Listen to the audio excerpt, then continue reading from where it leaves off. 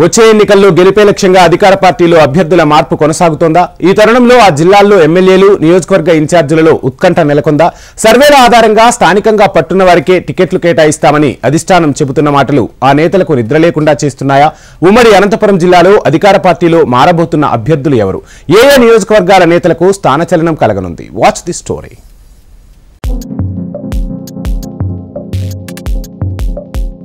ఎన్నికలు సమీపిస్తున్న వేళ నియోజకవర్గ అభ్యర్థులను అధిష్టానం ఖరారు చేస్తున్న తరుణంలో ఉమ్మడి అనంతపురం జిల్లాలో వైసీపీ ఎమ్మెల్యేలు, నియోజకవర్గ ఇన్ఛార్జీలలో టెన్షన్ కొనసాగుతోందట.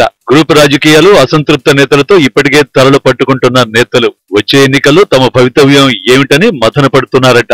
ఎమ్మెల్యే టికెట్ తమనే వరిస్తుందా, లేక మరో వ్యక్తి తన ఇలాకాలో బరిలో ఉంటారా అన్న భయం వారిని వెంటాడుతోందట.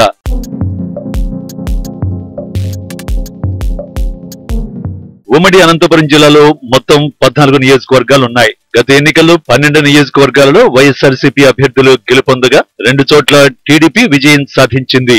వైఎస్ఆర్సీపీ ప్రభంజనంలో 2019 ఎన్నికలలో కొత్త వ్యక్తులు, సీనియర్లు అన్న తేడా లేకుండా ఆ పార్టీ అభ్యర్థులు పెద్ద ఎత్తున గెలుపొందారు. కదిరి, పుట్టపర్తి, ధర్మవరం, రాప్తాడు, మడకశిర, పెనుకొండ, అనంతపురం, సింగనమల, తాడిపత్రి, గుంతకల్లు, కళ్యాణదుర్గం, రాయదుర్గం నియోజకవర్గాల్లో వైఎస్ఆర్సీపీ ప్రభంజనం కొనసాగింది. హిందూపురం, ఉరవకొండ నియోజకవర్గాల్లో మాత్రమే టీడీపీ అభ్యర్థులు గెలుపొందారు.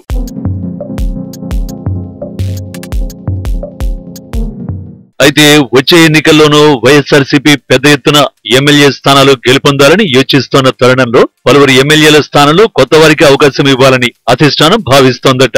ఇప్పటికే హిందూపురం సమన్వయకర్తగా ఉన్న ఎమ్మెల్సీ ఇక్బాల్ అహ్మద్ ని బాధ్యతల నుంచి తప్పించి అతని స్థానంలో కురుబ దీపికారెడ్డిని సమన్వయకర్తగా నియమించారు. వచ్చే ఎన్నికల్లో ఎమ్మెల్యే అభ్యర్థిగా ఆమె బరిలో ఉంటున్నట్టు ఆ పార్టీ అధిష్టానం స్పష్టం చేసింది. హిందూపురం పార్లమెంటు పరిధిలోని కదిరి, పెనుకొండ, మడకశిర సహా పలు స్థానాలలో అభ్యర్థులు మారుతారన్న ప్రచారం ఆ పార్టీలో జోరుగా సాగుతోంది. కదిరి నియోజకవర్గాన్ని ముస్లిం మైనారిటీలకు కేటాయించాలని అధిష్టానం భావిస్తోందట.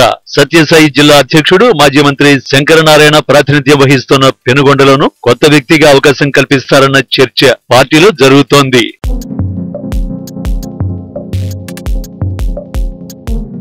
శంకరనారాయణపై ప్రత్యర్థి వర్గం ముందు నుంచి అధిష్టానానికి ఆయనకు వ్యతిరేకంగా ఫిర్యాదులు చేస్తూ వస్తోంది. ఎస్సీ రిజర్వ్డ్ నియోజకవర్గం మడకశిరలోనూ గ్రూప్ రాజకీయాలు పెద్ద ఎత్తున నెలకొన్న తరుణంలో వచ్చే ఎన్నికలలో కొత్త వ్యక్తిగా అవకాశం కల్పిస్తారన్న చర్చ జరుగుతోంది. పార్టీ ఇన్ఛార్జి మంత్రి పెద్దిరెడ్డి రామచంద్రారెడ్డి సమక్షంలోనే మడకశిర నేతలు ఎమ్మెల్యే తీరుపై అసంతృప్తి వెళ్లగక్కారు. ఆయనకు వ్యతిరేకంగా పలువురు పార్టీ నేతలు ఫిర్యాదు చేస్తూ వస్తున్నారు. రాప్తాడు నియోజకవర్గంలోనూ బీసీ సామాజిక వర్గానికి చెందిన వ్యక్తులకు టికెట్ ఇచ్చే యోచనలో అధిష్టానం ఉందన్న ప్రచారాన్ని స్థానిక ఎమ్మెల్యే ప్రకాష్ రెడ్డి వర్గం కొట్టిపారేస్తోంది.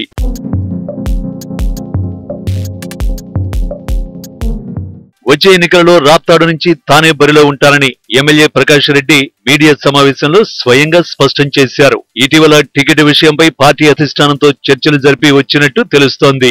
అనంతపురం పార్లమెంటు పరిధిలో మంత్రి ఉషశ్రీ ప్రాతినిధ్యం వహిస్తున్న కళ్యాణదుర్గం సహా రాయదుర్గం, గుంతకల్లు, సింగనమల, అనంతపురంలోనూ అభ్యర్థుల మార్పు ఉంటుందన్న ప్రచారం సాగుతోంది.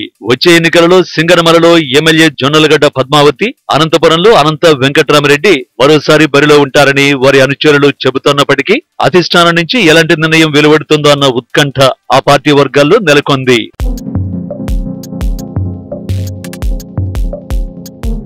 అయితే మంత్రి ఉషశ్రీ చరణ్ ని హిందూపురం ఎంపీ అభ్యర్థిగా లేదంటే మరో నియోజకవర్గం నుంచి బరిలో దింపాలన్న యోచనలో అధిష్టానం ఉందట.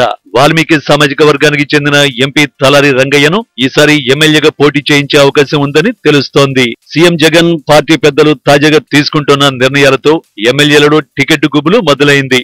ఇప్పటికే పలువురు నేతలకు టికెట్ విషయంపై క్లారిటీ ఇచ్చినట్టు ఆ పార్టీ నేతలు చెబుతున్నారు.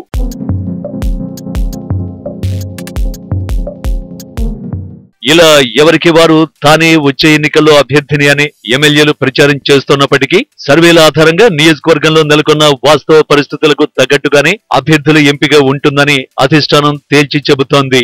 మరి సిట్టింగులలో ఎవరికి అవకాశం దక్కుతుంది, ఎవరికి నో ఛాన్స్ అని చెబుతారో చూడాలి.